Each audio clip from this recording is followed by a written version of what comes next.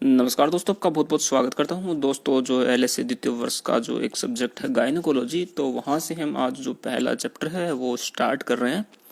और जो चैप्टर है वो है फीमेल रिप्रोडक्टिव ऑर्गन। तो यहाँ पे मैंने कुछ शॉर्ट पॉइंट्स नोट किए हैं, उसी के हिसाब से मैं आपको पढ़ा पाऊंगा। और लाइव करना थोड़ा सा मुश्किल है क्योंकि कुछ टेक्निकल इश्यूज हैं, उसके कारण मैं लाइव नहीं हो पा रहा हूँ। तो इन फ्यूचर हम लाइव भी बात करेंगे। कुछ टर्म्स हैं उनके बारे में बात कर लेते हैं। आपने कुछ टर्म्स सुनी होंगी जैसे गायनेकोलॉजी, एंड्रोलॉजी, ऑब्स्टेट्रिक्स। तो ये कुछ टर्म्स हैं जो आपके पास काफ़ी बार आई होंगी। तो सबसे पहले हम बात कर लेते हैं गायनेकोलॉजी, जो हमारा सब्जेक्ट है। तो गायनेकोलॉजी किसे कहते हैं?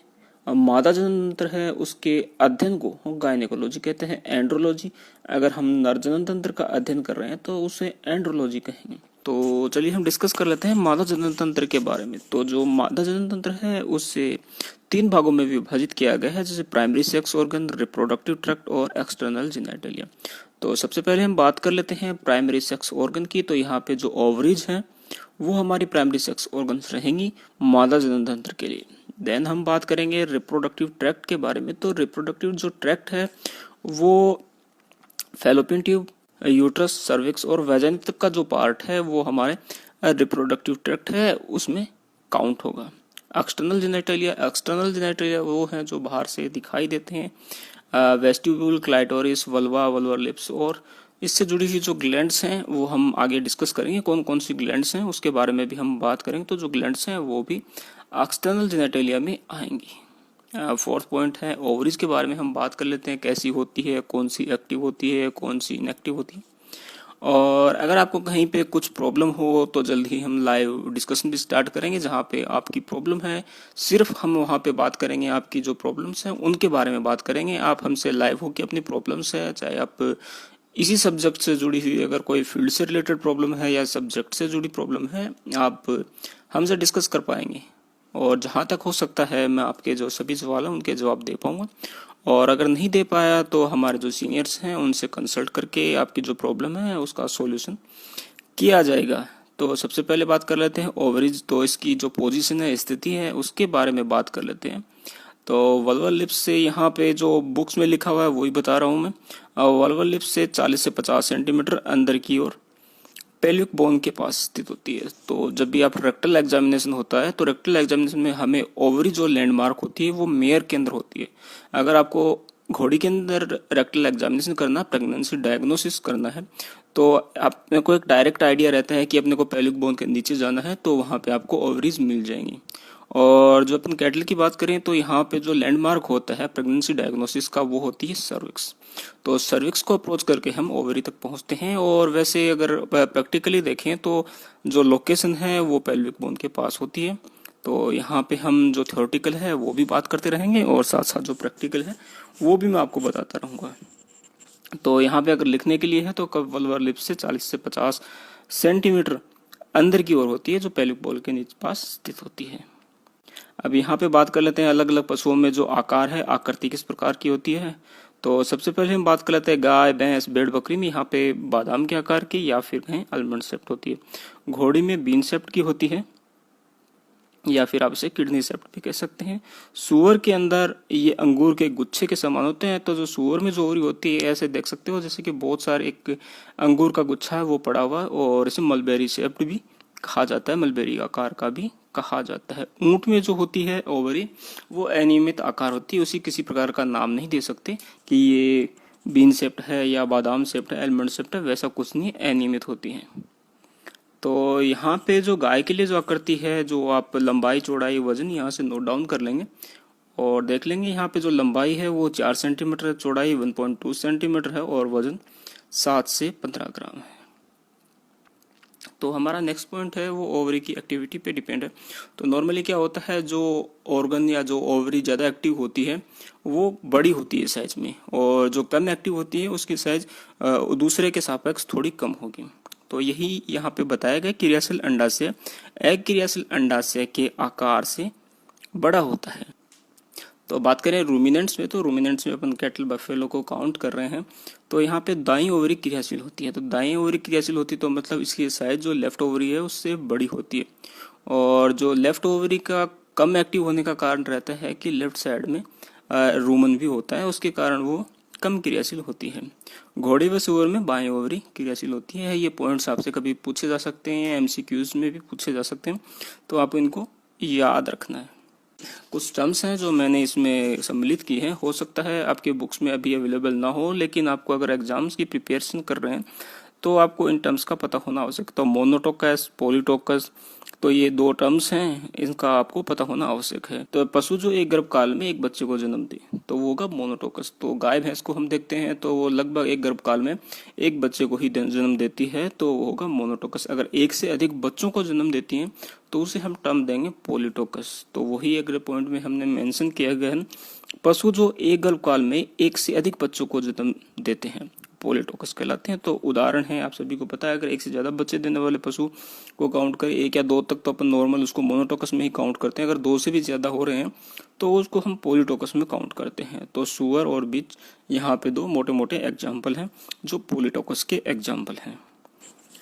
नेक्स्ट पॉइंट है एग नेस्टिंग। एग नेस्टिंग क्या होता है कि जो अगर गर्भकाल की बात करें तो अगर गर्भकाल के अंदर मादा पशु है तो उसकी ओवरी पे जो फॉलिकल्स हैं गर्भकाल से ही स्थित होते हैं। तो प्राइमरी फॉलिकल्स का समूह में पाया जाना, जन्म के समय बच्चा के अंडाशय में करीब 75,000 प्राइमरी फॉलिकल्स पाए जाते हैं। तो जो फॉलिकल्स हैं उनका समूह में पाया जाना वही एग नेस्टिंग कहलाता है। नेक्स्ट पॉइंट है ओवुलेशन। आप किसे कहेंगे, ओवुलेशन होता क्या है? तो ग्राफियन फॉलिकल का ओवरी से निकलकर फैलोपियन ट्यूब में पहुंचना एक नॉर्मल प्रोसेस है, उसे ओवुलेशन कहते हैं। नेक्स्ट पॉइंट है हमारा एट्रेटिक फॉलिकल। तो एट्रेटिक फॉलिकल्स हम किसे कहेंगे? फॉलिकुलोजेनेसिस के दौरान सिर्फ एक फॉलिकल मैच्योर पथ में प्रवेश करता है, अन्य फॉलिकल डिजेनरेट हो जाते हैं। विलुप्त डिजेनरेटेड फॉलिकल्स एट्रेटिक फॉलिकल कहलाता है। तो नॉर्मली क्या होता है, आपने अगर ये पाथ पढ़ा है, फॉलिकुलर वेव पूरी पढ़ी है, तो नॉर्मली क्या होता है जब डेवलपमेंट होता है, फॉलिकल्स का डेवलपमेंट होता है, तो एक फॉलिकल्स जो एक साइज प्राप्त कर लेता है, बड़ी साइज प्राप्त कर लेता है, और अन्य जो फॉलिकल्स हैं उसके चारों तरफ एकत्रित हो जाते हैं, और धीरे धीरे वो जो एकत्रित हो जाते हैं वो कुछ समय पश्चात डिजेनरेट होने लगते हैं, विलुप्त होने लग जाते हैं। तो जो विलुप्त हो रहे हैं उन्हीं को ही हम एट्रेटिक फॉलिकल कहते हैं। तो नॉर्मली जो पशु होते हैं उनमें 2 से 3 फॉलिकुलर वेव एक मध्य चक्र में पाई जाती हैं। अब कार्पस हिमोरेजिकम क्या कहते हैं? तो हमने बात की थी ओवुलेशन के बारे में, तो उसी से जुड़ी हुई एक टर्म है कॉर्पस हिमोरेजिकम। अंडोत्सर्ग के पश्चात अंडाशय की सतह पर एक कैविटी गड्ढे का निर्माण हो जाता है जो ब्लड क्लोट्स से भरा हो रहता है। तो नॉर्मली क्या होता है कि जहां से अगर आप ओवुलेशन हुआ है तो ओवम वहां से बाहर निकला है, तो वहां पे एक कैविटी बन जाती है, और वहां पे जो ब्लड क्लोट्स हैं वो जमा हो जाते हैं, तो उस सतह को हम कॉर्पस हिमोरेजिकम कहेंगे। नेक्स्ट पॉइंट है हमारा कॉर्पस ल्यूटियम। कॉर्पस ल्यूटियम आपने बहुत बार सुना होगा, और जो प्रोजेस्टेरोन है, हार्मोन जो प्रोजेस्टेरोन है, उसका सोर्स भी है। कॉर्पस ल्यूटियम से ही अधिक मात्रा जो इसकी प्रोजेस्टेरोन हार्मोन है वो स्रावित होती है। तो जो कॉर्पस हिमोरेजिकम है वो रिप्लेस कर दिया जाता है, हटा दिया जाता है, और उसके बाद जो बनता है वो कॉर्पस ल्यूटियम होता है। ये ल्यूटिन सेल से बना होता है। तो कार्पस ल्यूटियम ल्यूटिन सेल से बना होता है। अब इसमें अलग अलग प्रकार की सेल हैं, वो आप यहाँ से नोट डाउन कर लेंगे।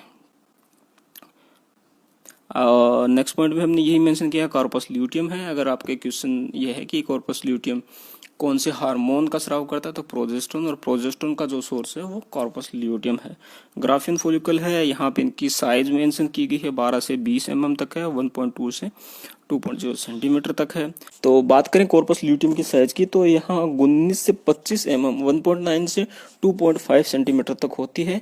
और जो आपका मध्यचक्र होता है वहां पर इसका जो 16वां दिन होता है वहां पर इसकी अधिकतम या मैक्सिमम साइज होती है। अगर कंसीव कर जाता है तो ये मेंटेन रहता है, अदरवाइज जो 16 डे है उसके बाद ये रिग्रेस होना स्टार्ट हो जाता है, और वो एक नए मध्य चक्र में प्रवेश कर लेता है पशु। तो गाय भैंस व घोड़ी में जिनकी अगर कलर की बात करें तो पीले रंग की होती है, और सुअर और भेड़ में जो कॉर्पस ल्यूटियम है वो ग्रेसलेटी रंग का होता है। अब अभी हमने बात की थी कि 16 डे पे मैक्सिमम साइज का होता है, उसके बाद वो रिग्रेस होना स्टार्ट हो जाता है, मतलब टूटना स्टार्ट हो जाता है। तो अगर टूटने के बाद उसकी जगह पे जो नई संरचना बनेगी उसे क्या कहेंगे, तो वही आगे वाले पॉइंट में हमने यहाँ पे मेंशन किया गया, कार्पस ल्यूटियम एल्बिकेंस। टूटती हुई corpus luteum corpus luteum albicans कहलाती है।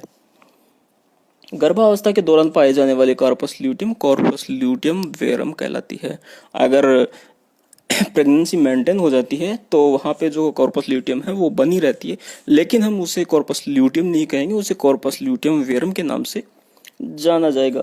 मधुचक्र के दौरान पाए जाने वाले कार्पस ल्यूटियम को कार्पस ल्यूटियम स्पूरियम कहते हैं। तो आपके पास काफ़ी मल्टीपल चॉइस जो क्वेश्चन है वो इससे तैयार हो जाते हैं। कार्पस ल्यूटियम के अलग अलग स्टेज में अलग अलग नाम है, तो आप इनको थोड़ा सा ध्यान से देख लें और आपको बहुत सारे नाम यहीं से मिल जाएंगे और एमसीक्यू में पूछने पे जा सकते हैं। अभी हम बात कर रहे थे ओवरी की ओवरी पे, तो अब बात कर लेते हैं ओवरी से आगे बढ़ते हैं। हमारा जो नेक्स्ट पॉइंट रहेगा वो रहेगा अंडवाहिनी। तो अंडवाहिनी ओविडक्ट कहलाती है। ओविडक्ट की जो साइज होती है वो 20 से 30 सेंटीमीटर लॉन्ग होती है और इसके जो विभिन्न भाग है ओविडक्ट को 3 भागों में विभाजित किया गया है, इन्फंडिबुलम, एम्पुला और स्थमस। तो जो सबसे आगे वाला जो फनल शेप्ड होता है, जो आगे वाला कुपी समान होता है, वो अग्रभाग होता है और अंडाशय के बिल्कुल पास होता है। एम्पुला जो अंडवाहिनी है उसका मध्य भाग होता है और जो फर्टिलाइजेशन की साइट है वो भी एम्पुला होता है। अगर आपके एमसीक्यू में पूछा गया है कि फर्टिलाइजेशन की साइट कौन सी है तो एम्पुला, और अगर आपको एम्पुला स्थमस जंक्शन मिले तो वो भी राइट आंसर है। और नेक्स्ट पॉइंट है हमारा जो लास्ट है, जो डिस्टल एंड है अंडवाहिनी का, वो है स्थमस। लास्ट पार्ट हो मतलब सबसे अंदर का भाग होता है, सबसे लास्ट पार्ट होता है ओविडक्ट का और यूट्रस की तरफ स्थापित होता है। स्थमस का जो मुख्य कार्य होता है वो शुक्राणु को योग्यतार्जन प्राप्त करने में उनकी हेल्प करता है। यहाँ पे कुछ केमिकल्स होते हैं जो उनको कैपेसिटेशन में सहायता करते हैं और साथ ही जो निषेचित अंड है उनको पोषण का भी कार्य करते हैं। तो हमने सबसे पहले अंडाशय के बारे में बात की, फिर बात की हमने अंडवाहिनी के बारे में। अब बात कर लेते हैं हम यूट्रस के बारे में। तो यूट्रस जो यूट्राइन हॉर्न होते हैं उसी के आधार पे इनको डिवाइड किया गया। तो यूट्राइन हॉर्न को कॉर्नुआ कहते हैं। तो आप एक चीज ये नोट डाउन कर लेंगे कि जो यूट्राइन हॉर्न है उसे कॉर्नुआ कहते हैं। इसी आधार पर पशुओं को बांटा भी गया है, बाइकॉर्नुएट और बाइपार्टिएट। तो ये एग्जाम्पल हैं, आप देख लेंगे। बाइकॉर्नुएट के अंदर आप देख सकते हैं बॉडी स्मॉल होती है लेकिन हॉर्न लंबे होते हैं, और बाइपार्टिएट जो होता है उसमें बॉडी लार्ज होती है। जो यूट्राइन बॉडी होती है वो काफी बड़ी होती है, जो हॉर्न होते हैं वो काफी छोटे होते हैं। तो इसी आधार पे इन पशुओं को बांटा गया है। तो बाइकॉर्नुएट में गाय, भैंस, भेड़, बकरी, सुअर भी सभी आते हैं, और जो बाइपार्टिएट है उसके अंदर मेयर आती है। अब बात कर लेते हैं गर्भाशय की संरचना के बारे में। तो गर्भाशय जो है उसको 3 लेयर में डिवाइड किया गया है। सबसे पहले एंडोमेट्रियम, मायोमेट्रियम और पेरीमेट्रियम। तो जो एंडोमेट्रियम है वो सबसे अंदर की है, मायोमेट्रियम है वो मध्य भाग है, पेरीमेट्रियम है वो सबसे बाहर है। तो जो एंडोमेट्रियम है वो मस्कुलर लेयर होती है और अगर इसमें किसी प्रकार का इन्फेक्शन होता है तो उसे एंडोमेट्राइटिस कहते हैं। और जो मध्य भाग होता है वो मस्कुलर लेयर होता है और सबसे बाहर की तरफ जो होता है वो सीरोसल लेयर होती है। अगर इसमें किसी प्रकार का इन्फेक्शन या इन्फ्लामेशन हो जाता है तो उसको पेरीमेट्राइटिस कहते हैं। तो ये कुछ टर्म्स हैं, ये आपको ध्यान रखनी आवश्यक है। जो आपके अगर क्वेश्चंस आते हैं तो उसमें आप लिख सकते हैं गर्भाशय की संरचना है, आप इसको डिस्क्राइब कर सकते हैं कि 3 भागों से बना होता है, एंडोमेट्रियम, मायोमेट्रियम, पेरीमेट्रियम। और जो एंडोमेट्रियम है वो सबसे अंदर की लेयर होती है, मायोमेट्रियम है मध्य लेयर होती है और पेरीमेट्रियम सबसे बाहर होती है। फिर इनकी आप संरचना बता सकते हैं कौन कौन से पार्ट से बनी होती है और अगर इनका इन्फ्लामेशन होता है तो कौन कौन सी डिजीज मानी जाती है। गर्भाशय से जुड़े हुए ब्रॉड लिगामेंट का अगर इन्फ्लामेशन होता है तो आपको पता होगा कि जो ब्रॉड लिगामेंट है वो यूट्रस को सपोर्ट देते हैं। तो 2 ब्रॉड लिगामेंट होते हैं जो इनको सपोर्ट देते हैं। तो गर्भाशय से जुड़े हुए अगर ब्रॉड लिगामेंट अगर उन्हीं का इन्फ्लामेशन होता है तो उसे पैरामेट्राइटिस कहते हैं। तो यहाँ पे कंफ्यूज करने वाला है पेरीमेट्राइटिस और पैरामेट्राइटिस। पेरीमेट्राइटिस जो है पेरीमेट्रियम लेयर के इन्फ्लामेशन को कहते हैं, जबकि पैरामेट्राइटिस है वो ब्रॉड लिगामेंट के इन्फ्लामेशन को कहते हैं। तो यहाँ पे कुछ छोटे छोटे पॉइंट और तैयार किए मैंने आपके लिए। सबसे बड़ा जो गर्भाशय है वो घोड़ी में पाया जाता है, सबसे लंबा गर्भाशय है वो सूअर में पाया जाता है, टी आकार का गर्भाशय घोड़ी में पाया जाता है, वी आकार का गर्भाशय गाय, भैंस, भेड़, बकरी में पाया जाता है। और आगे बात करते हैं हम रेमस हॉर्न के बारे में। तो रेमस हॉर्न एक दिमाग में पिक्चर छाप लीजिए, जो भेड़ होते हैं उनके सींग किस प्रकार के होते हैं, तो उसी आधार पे ये रेमस हॉर्न लिखा गया है। तो रैम के सींग के आकार का गर्भाशय गाय में पाया जाता है। तो ये एमसीक्यूज के लिए एक अच्छा क्वेश्चन है। जो रेमस हॉर्न होता है यहाँ पे राम की धनुष नहीं होती है, ये भेड़ के जो सींग की जो शेप होती है उसी आधार पे बताया गया है। बाएं यूट्राइन हॉर्न में प्रेगनेंसी ऊंट में पाई जाती है। बाएं यूट्राइन हॉर्न में प्रेगनेंसी ऊंट में पाई जाती है। तो हमने सबसे पहले ओवरी की एक्टिविटी के बारे में बात की थी। बाय यूट्राइन हॉर्न में प्रेगनेंसी ऊंट में पाई जाती है। तो जो ऊंट होता है उसमें जो प्रेगनेंसी होती है वो लेफ्ट हॉर्न में होती है। तो यहाँ पे कुछ टर्म्स और हैं आपके लिए, तो जो है ब्रॉड लिगामेंट से जुड़ी हुई जो टर्म्स हैं वो कौन कौन सी थे। ब्रॉड लिगामेंट का अगर भाग अंडाशय से जुड़ा होता है तो उसे मीजोवेरियम कहते हैं। और जो नेक्स्ट टर्म है वो है अगर ब्रॉड लिगामेंट का भाग अंडवाहिनी या फैलोपियन ट्यूब से जुड़ा होता है वो मीजोसाल्पिंग्स कहलाता है। अगर ब्रॉड लिगामेंट गर्भाशय और सर्विक्स से जुड़ा होता तो उसे मीजोमेट्रियम कहते हैं। तो ये कुछ टर्म्स हैं जो आपको ध्यान रखनी है। बढ़ते हैं नेक्स्ट पॉइंट की तरफ, जो है सर्विक्स। सर्विक्स में 3 से 5 एनुलर रिंग पाई जाते हैं जिन्हें सर्वाइकल रिंग कहते हैं। कॉर्क स्क्रू आकार का सर्विक्स सुअर में पाया जाता है। तो ये जो अपना जो स्क्रू होते हैं, स्क्रू ड्राइवर से जुड़ा हुआ स्क्रू है, उस तरह की अगर सर्विक्स की बात करें तो वो सुअर में पाई जाती है। सर्विक्स की म्यूकस की पीएच 8.4 होती है। तो ये था आज का हमारा टॉपिक, जो सबसे पहला चैप्टर है उससे जुड़े हुए कुछ पॉइंट्स हैं मैंने नोट डाउन किए थे। और अगर आपको किसी प्रकार की प्रॉब्लम आ रही है तो आप हमें कमेंट्स भी कर सकते हैं, और आप किसी प्रकार का सुधार भी चाहते हैं तो भी आप हमें कमेंट कर सकते हैं। और बात करें नोट्स की तो हमारी टीम इस पे वर्क कर रही है, जल्द ही प्रिंटेड नोट्स भी आपको अवेलेबल करवा दिए जाएंगे। Thanks for watching, take care, bye bye.